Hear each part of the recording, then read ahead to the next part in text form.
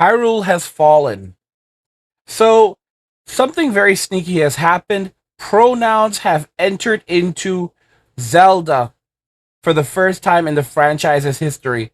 Watch the end of the video to fully understand the implications of Zelda now going woke and what this means for future games, not just in the Zelda series, but in the entirety of Nintendo's catalog, everything from Mario Kart to every other game right down to Donkey Kong.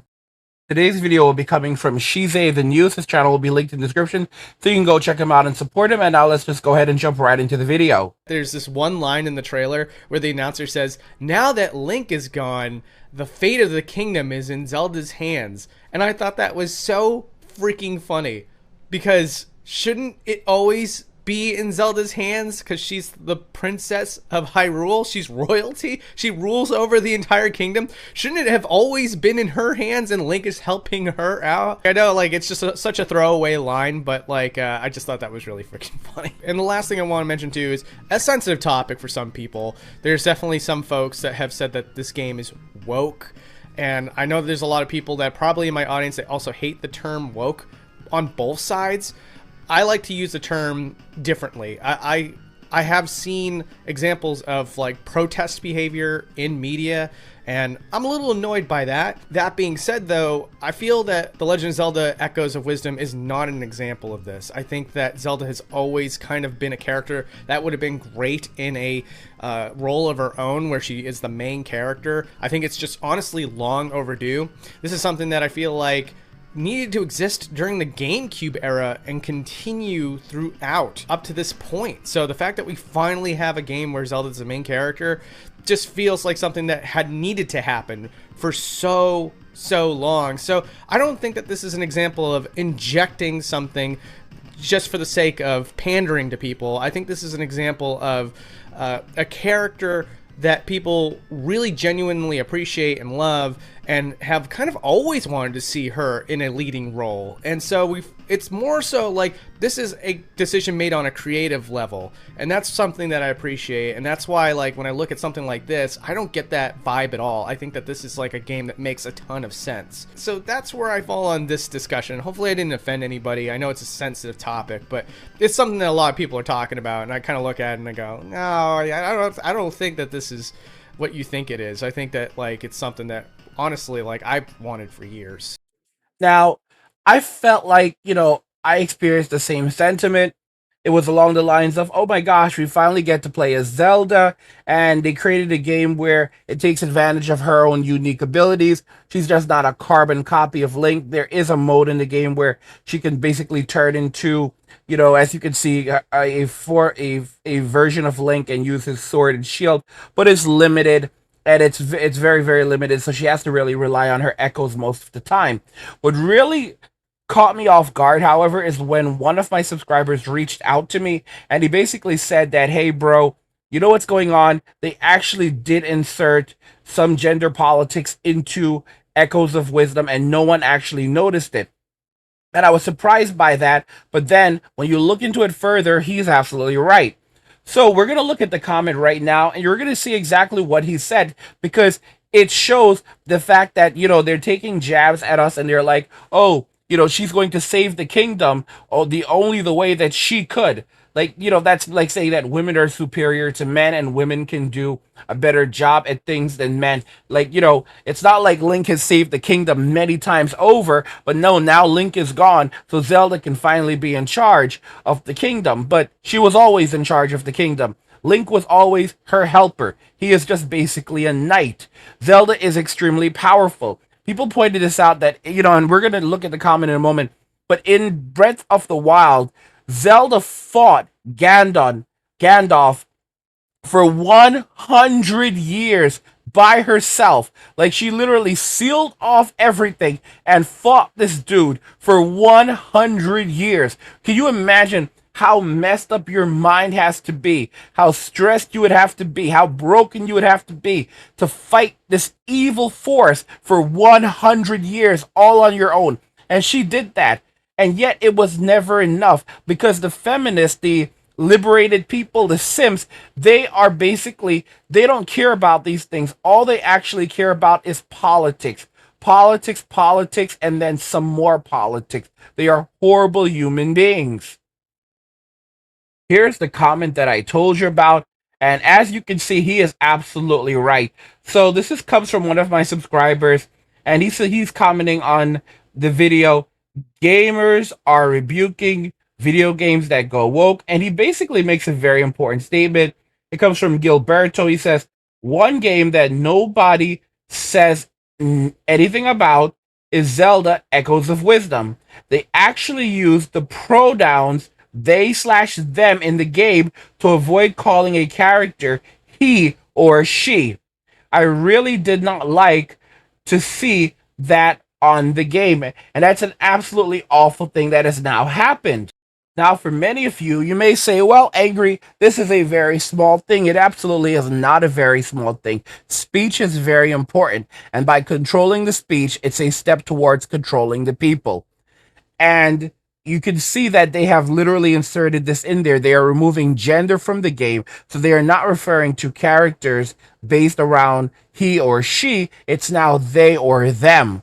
That's a terrible thing that we are now witnessing, where our speech is being controlled. And I told you guys that this garbage DEI, diversity, equity, inclusion, it would never fully go away. They'll give us a great game like Breath of the Wild, but there's all this stuff in the background where you have same sex characters, locking lips, and you have all kinds of degenerate things happening around us, but you're not really supposed to comment on it. Rather, you're just supposed to swallow it and accept it. Oh, look how cool Zelda is. She can wield magic. She's doing magic. That's the Triforce right there. Isn't it cool? She's riding on a horse. Let alone there's all these woke narratives that are inserted in there gradually, and you don't ask questions because overall you're getting what you want, so you're not going to think about it. But over time, they then turn around and just keep on pushing it even further. More and more of this woke garbage, more and more of this agenda. It is very clear, even if this is subtle, that Nintendo is beginning to work towards pandering to modern audiences. They released a game earlier in 2024 that was centered around Princess Peaches, and it was basically her, like, going onto the set of a diorama set and, living through these different adventures and so forth. It was a cute game, but it's clear people said that Nintendo was now trying to focus more on modern audience and the female portion of its gamer base. I thought this was not true, but now when you look at things very carefully, you have to say, they dropped the Princess Peaches game in the spring, and now they're dropping a mainstream Zelda Breath of the Wild style game for Zelda. And we've always wanted to play a Zelda. I think it's great being able to play a Zelda. I've played a bit of this game. I think it's really great. I actually ended up picking up a new Nintendo Switch just to play the game. I was so excited. I got the Switch Lite, the Hyrule Edition, because I felt like I have this giant OLED. It's great. I have different grip controllers on it that I actually ordered from China, and it gives it a much better feeling. But at the same time, it's so heavy, it's hard to carry around, and it's much more difficult to hold it closer to your face. But when you're using the light, there's just something very special about it. Even though the screen is not as pretty as the OLED, there's something very special about the light. And you also have a dedicated D-pad instead of the Joy-Con crap that we have to deal with. And like I said, I have special Joy-Cons that actually have dedicated D-pads and all that. It's really better at the time, but I still like the light. And I purchased all of that so that I could enjoy the game and in its capacity. However, when you look at it now, when you look at what's happening, the reality is that they are inserting things like pronouns in there. Nintendo is definitely making a move towards they're definitely making a move towards creating games that are centered around, empowered women narratives.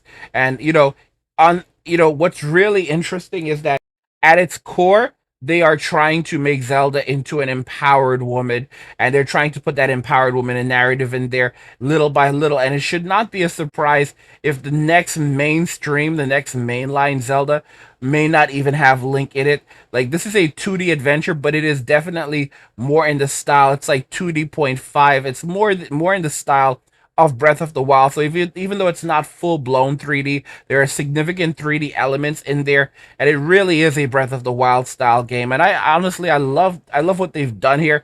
It's just the fact that it's become political, and like I said, it's always going to be there. They are gradually trying to erase us. And don't you know what's interesting is there's a lot of mention of Link in the game, and the gaming media was very upset about that. They said it was a problem because here Zelda has her own adventure, and so why is Link even being discussed? Why are they talking about him, who he is, even though he's a central part of the game and of the franchise? And this is the thing, they want to erase us. These articles are being written by people who do not even play games, people who say that they totally hate gamers. They want them to disappear and that the world would be a better place without them. These are the people that are writing these, that are creating these things and making these narratives, and it's absolutely sad, disgusting, and pathetic. So there's a bunch of different perspectives on this. There's a video from Kai Marin. I will link you guys to their channel description so you can go check them out. And they have a perspective on Zelda going woke, specifically Echoes of Wisdom going woke. So we're going to go ahead and check their video out, and then we'll continue the discussion that we're having now. Okay, so the new Nintendo Direct just dropped, and it was kind of whatever in my opinion. However, there is one new title of particular noteworthiness. Now, I had hoped that this day would never come, though it was inevitable, but a new Zelda game starring Zelda has been announced called The Legend of Zelda: Echoes of Wisdom. This will be the first Zelda game where you play entirely as Zelda, since Wand of Gamelon, that is.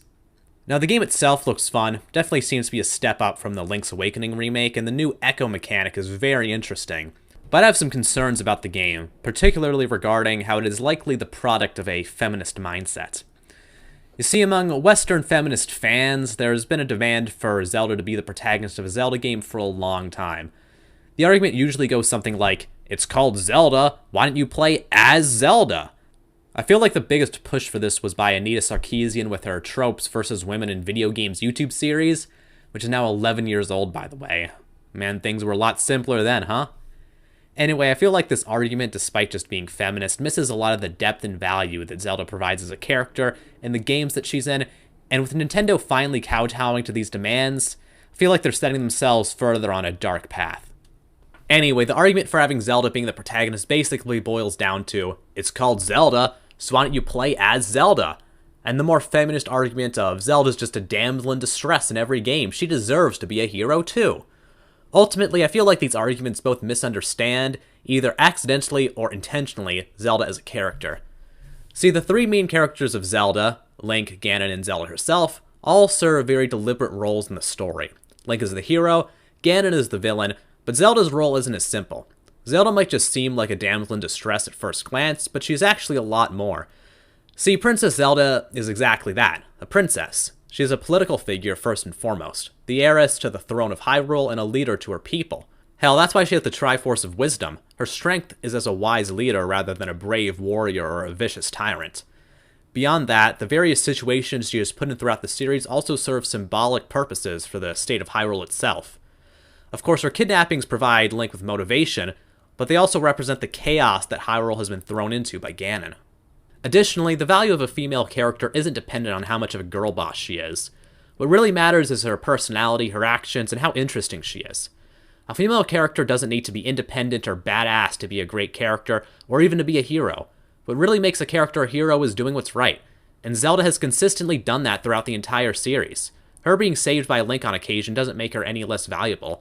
She has a different role, and she still provides Link with invaluable assistance throughout the games. Ultimately, saying that the only way for Zelda to be a hero is by copying Link is a lot more discriminatory. Now, you might think I'm making a mountain out of a molehill, but it always starts with something small. If these feminist ideals exist at Nintendo in any capacity, then they will grow and take over the entire company. Same thing has happened in the West so many times already. The seed has taken root, and the only way to stop it is to fight back. If we're to win the culture war, then we need to demand better from Nintendo and boycott their products that cater to liberal radicals. And I 100% agree with him on everything he said. I think many of you would have expected right off the bat that he was just going to be some guy who is like saying that, oh no, we don't want Zelda to be the main character, blah, blah, blah. But no, he did not say that. And he said it very well. Like, she has been such an amazing character. But you have to understand, none of this is about strong female characters. Look at what they've done to Lara Croft. They've basically turned her into a whiny, hissy fit character now. I mean, if you look at the new Netflix movie, it's Netflix anime, it's horrible. There, people are calling her Larry Croft because she's now masculine. She's tall, very much taller. She has like a facial, like masculine facial features, although she's all she does is spend her time crying. She's now in a same sex relationship. She has no chest anymore, so they've removed her chest. It's basically flat. She's extremely masculine, yet she spends all her time crying, and she's nothing like the character from the 90s that was going into caves by herself. One of her closest friends, who was a ladies' man in the Tomb Raider series of games, the reboot. Well, now he's basically GAY, and that's how they change things around.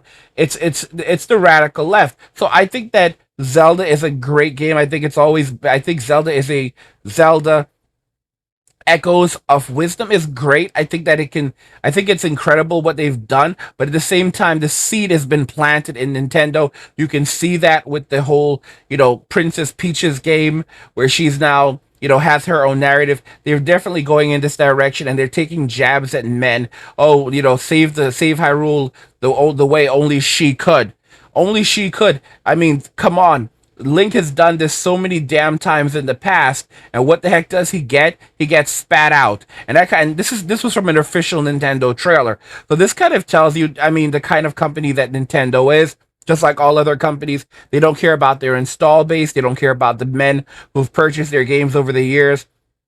They don't give a damn about us. It's all about money and pushing a narrative. And if they believe that they can make money from this modern audience, then that's what they're going to do. If you look at even Pal World, some of it is a bit woke because they said specifically they designed some aspects of it to basically appeal to the modern audience in Western society. What they don't seem to understand is that people in Western society do not like this garbage. They hate it. They can't stand this garbage, this narrative that's being placed in the game. The creator of Dragon Quest, he basically was in an interview with another designer from the original series. He referred to woke culture in the US as an evil god. And what did Square Enix do? They scrubbed the entire interview from the internet. They said that it was not correct. It was not correctly translated. And then they took down the interview. The company that did the interview, it's now gone. And they're like, it's like, oh, the translation's wrong. Okay, then let's get a correct translation. No, nothing to see here. No more. And then like the creator had to come out and apologize, I think, for it. Oh, it's trying to say that his words were misconstrued. How were your words misconstrued? There's no proof that the translations were incorrect. And again, they pulled the entire thing from the internet because they did not want it circulating anymore. If you guys don't know what's happened in Dragon Quest, it's now under heavy censorship. Much of the female characters, like they've been censored. The way that their dress has been censored. There's no longer male or female in the game. It's only basically like player type 1 and player type 2. So gender has been completely removed from the game. You can no longer select girl or boy. There's no female or male. It's only basically A or B. And I'm sure over time they'll add something later on that will basically say, all these different gender representations. And if you don't adhere to this, then it's not kindness and you need to be banned from gaming. You shouldn't even be allowed to play games in the first place because you are not a kind person and your type of language is harmful to others. Like, you have to realize that GTA 6 is going to be a piece of woke trash. GTA 6 is going to be a total piece of woke trash, and we've been warned by like people who are working on the game, who have worked at Rockstar, that like our expectations for it are way too high right now. It's not going to be this great leap that people think it is.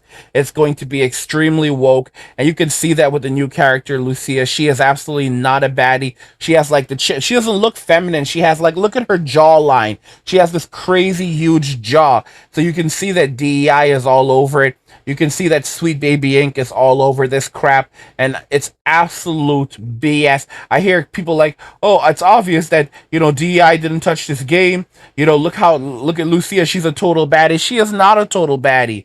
Okay, look at her jawline. She looks masculine as heck."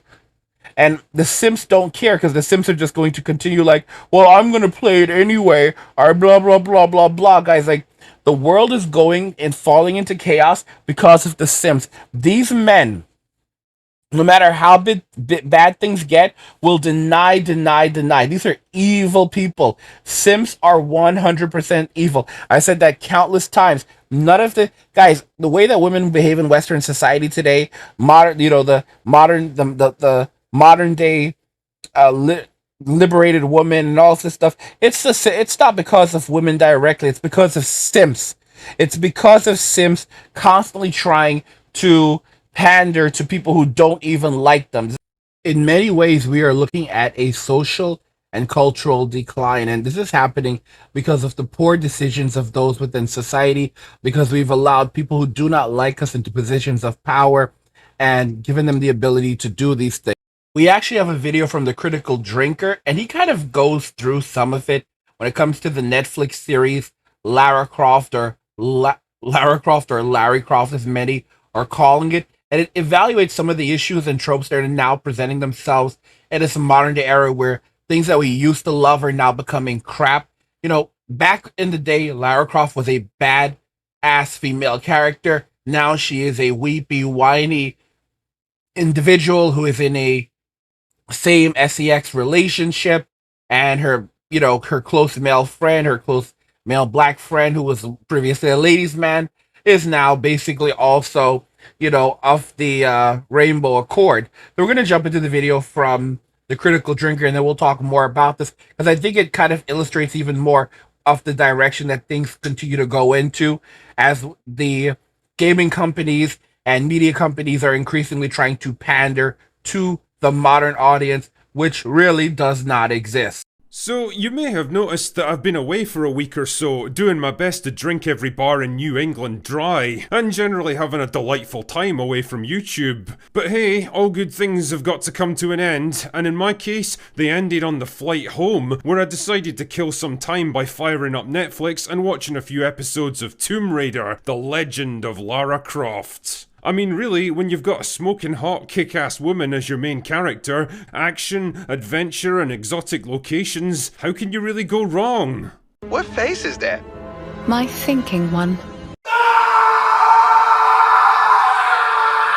Jesus wept. Honestly, apart from the god-awful Resident Evil series that I'm still having therapy for, I don't think I've seen any show misuse its source material in such spectacular fashion before. Tomb Raider is a fucking embarrassment that shames the very name of Lara Croft, sacrifices character and story integrity to work in all the tedious and cringy tropes of modern writing, wastes its talented voice cast on clunky dialogue, and rams it all home with shitty animation that looks about 20 years out of date. In short, it's a boring and pandering mess that proves once again why Lara Croft absolutely cannot be adapted for modern audiences. Anyway, grab your sports bra and wildly impractical bow and arrow that's far less efficient than a gun, and let's get the plot summary over with. So the show kicks off with a young, relatively green Lara on a mission in Chile to recover an ancient puzzle box artifact, and for the first few minutes things seem to be going relatively well. There's all the usual Tomb Raider hallmarks you'd expect,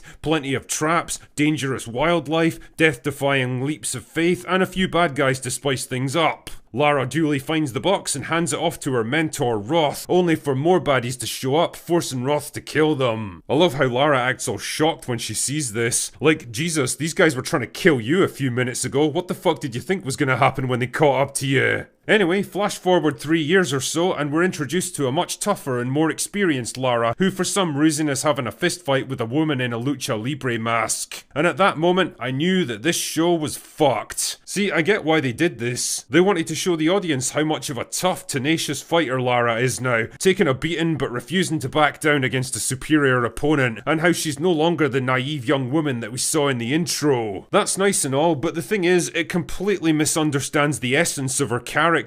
Lara Croft isn't some lumbering brawler who gets into bare-knuckle boxing matches for fun. She's supposed to be smarter, more sophisticated and cooler-headed than that. She's an adventurer, not a fighter, and she doesn't have to prove herself to anyone.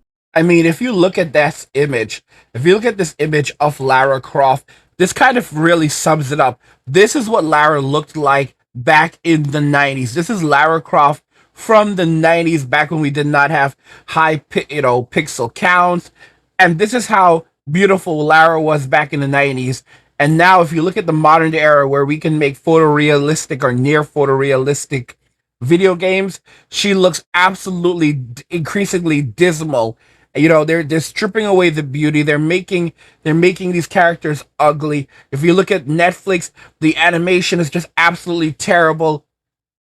It's woke BS pandering to the evil woke audience. It's like the creator of Dragon Quest said, it is like an evil god within the West that everyone has to bow down to and worship, or else they will have their lives destroyed and everything taken away from them. Increasingly, our identities as men and women are being stripped away from us. They are being ripped away from us. If you look at the character models, they're absolutely grotesque. They do not reflect real people.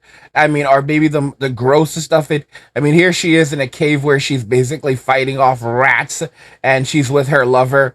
And it's like, when did Lara go down this path? Here she is with her GAY best friend who, he was a ladies' man before, and now he's, a part of the Rainbow Brigade.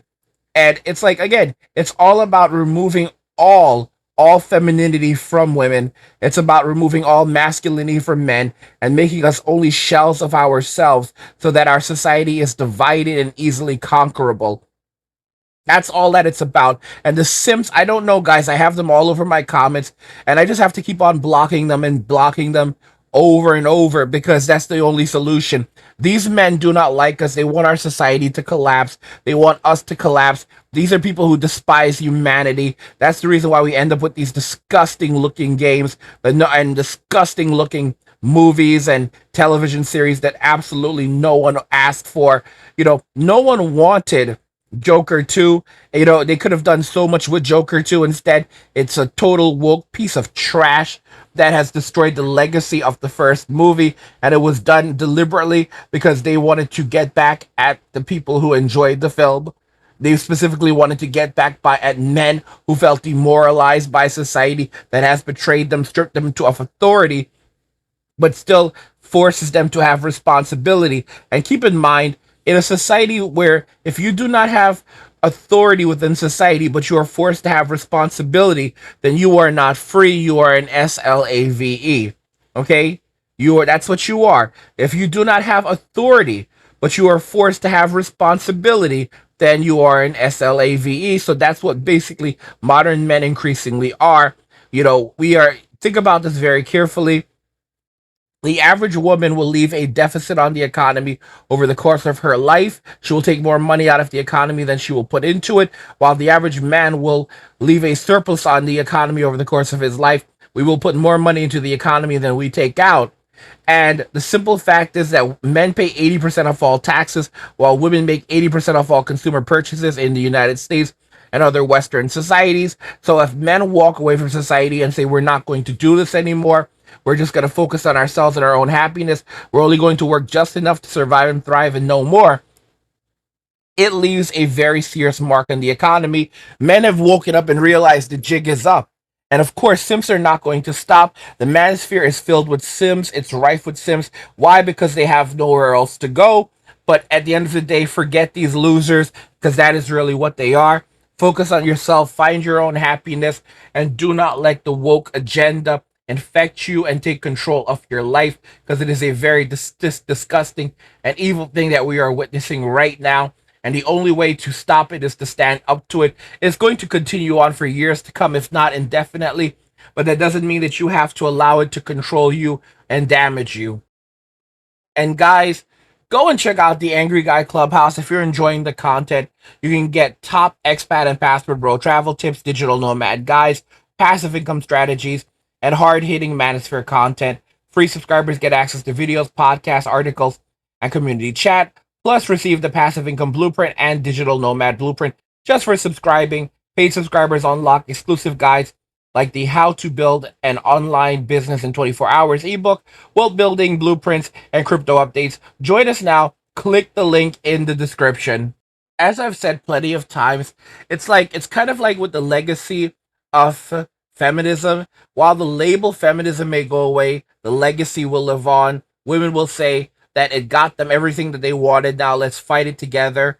It's just never really going to end. The only thing that you can really do in this society is to walk away. That's the real power that you have. That's the only real power that you have as a man, is to walk away from the things that are not working for you and towards the things that are.